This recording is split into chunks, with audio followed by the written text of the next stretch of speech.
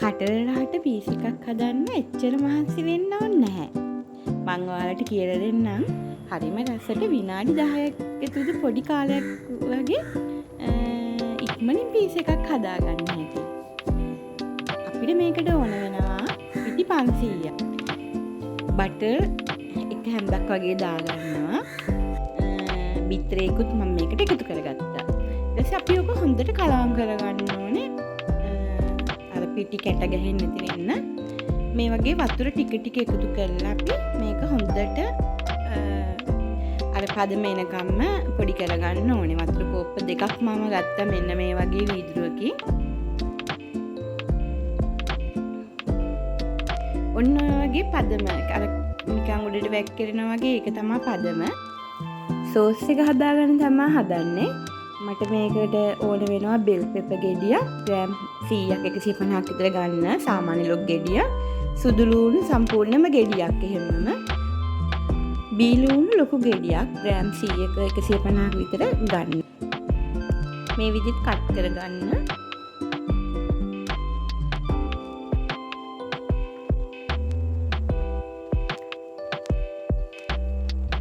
මගේ වීඩියෝ එක බලන අයට හැමෝටම ගොඩාක් ස්තුතියි. මගේ වීඩියෝ බලනවට ගොඩාක් ස්තුති කරනවා මං. thank you.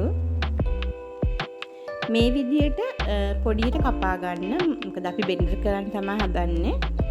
ටිකක් ලොකුවට ওই සයිස් එකට කපා ගත්තාම ඇති කොටු සයිස්. සුදු ලුණුත් මේ විදියට කපා ගන්න. තෙලේ චුට්ටක් යන්තම් මදගින්නේ වගේ තම්බල තමයි මම බෙන්ඩර් කරන්නේ. චිකන් එකත් මේ විදියට තම්බල තමයි මම ගත්තේ. අද රෝස්ට් කරේ නෑ. මේ විදියට තම්බල ගන්න ඕනේ. ඔය විදියට චිකන් එකත් කට් කරගන්න. චිකන් බේස්ට් එකෙන් ග්‍රෑම් 700ක් විතර මම ගත්තා. මොකද ටිකක් ලොකු පීස් එකක් හදන වෙනකොට මම පීස් 4ක් විතර හදන්න තමයි හදන්නේ. ඔයගලන්ටත් පුළුවන් එක්කෙනාට එක ගානේ පීස් හදාගන්න. මම මේ විදියට මොසරෙල්ලා චීස් ටිකත් ওই විදියට ගා ගන්නවා.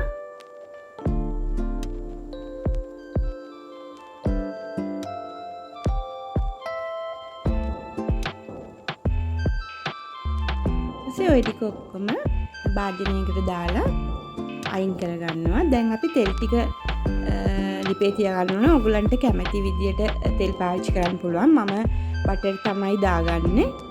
ගොඩක් රස කරගන්න ඕන නිසා. ඊට මම සුදු ලුණු ටික එකතු කරගන්නවා. මදගින්නේ ওই වගේ චුට්ටක් ෆ්‍රයි වෙන්න අරින්න.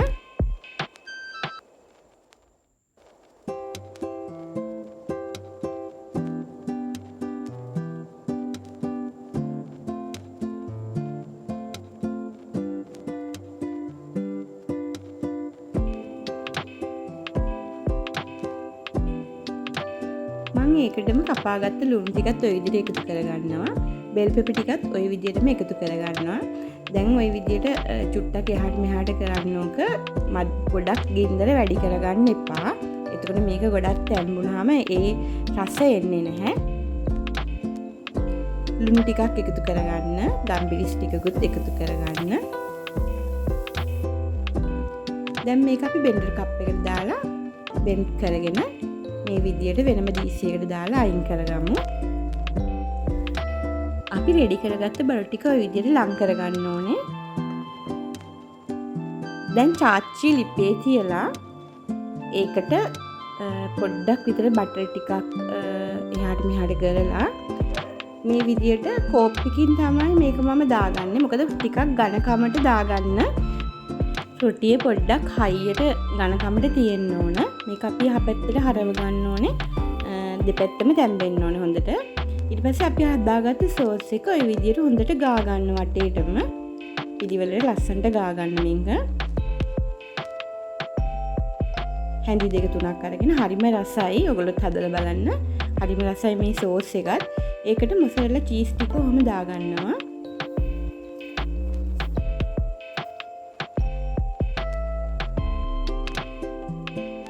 කපාගත්ත මස් ටිකත් මේකට මම එකතු කරගත්තා.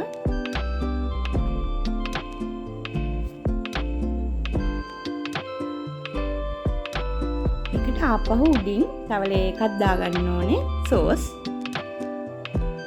ඔය වගේ මදගින්නේ වහලා තියලා අපි අනිත් පැත්තට මේ වගේ පිඟානක් ආධාරයෙන් අනිත් පැත්තට හරව ගන්න ඕනේ. ඔන්න අපේ පීසා එක රෙඩි. ඒක පැත්තකින් තියලා තව එකක් මම හදා ගන්නවා. මම මේකෙන් ඇත්තටම පීසා 4ක් හදාගත්ත පාන් පිටි ග්‍රෑම් 500ෙන්. කිසිම කරදරයක් නැහැ උදේකට මේ බබාලගේ කැම්පේට්ටි වලට උනත් දාලා යන්න හරිම ලේසියෙන්.